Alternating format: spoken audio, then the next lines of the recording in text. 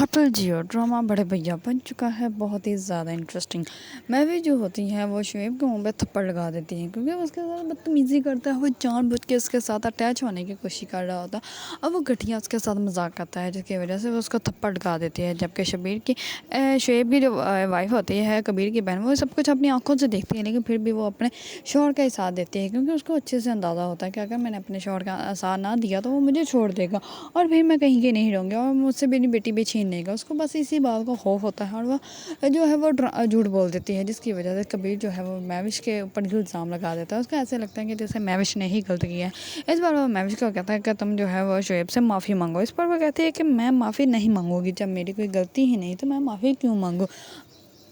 اس پر کبیر جو ہوتا ہے وہ مہوش کو نیچے لے کے آتا ہے اور سب کے سامنے کہتا ہے کہ تم شعیب سے معافی مانگو اسی ٹائم۔ اس پر وہ کہتا ہے کہ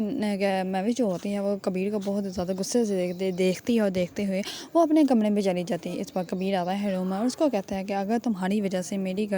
بہن کا گھر برباد ہوا تو گھر پھر تمہارا بھی نہیں بچے گا۔ یہ سب کو سننے کے بعد مہوش جو ہوتی ہے وہ بہت زیادہ ابدیدہ ہو جاتی ہے اور وہ کہتی ہے کہ ٹھیک ہے، اگر آپ کو لگتا ہے کہ میں جھوٹ بولتی ہوں اور میرا کردار اتنا گرا ہوا ہے، میں کسی کے اوپر جو ہے وہ جھوٹا الزام لگا رہی ہوں، تو میرا پھر یہاں رہنا ہی نہیں بنتا۔ اس پر وہ اسی ٹائم ہی گاڑی نکلواتی ہے اور وہ وہاں سے بلکہ وہ ٹیکسی ہی آرڈر کرتی ہے اور ٹیکسی جو ہے وہ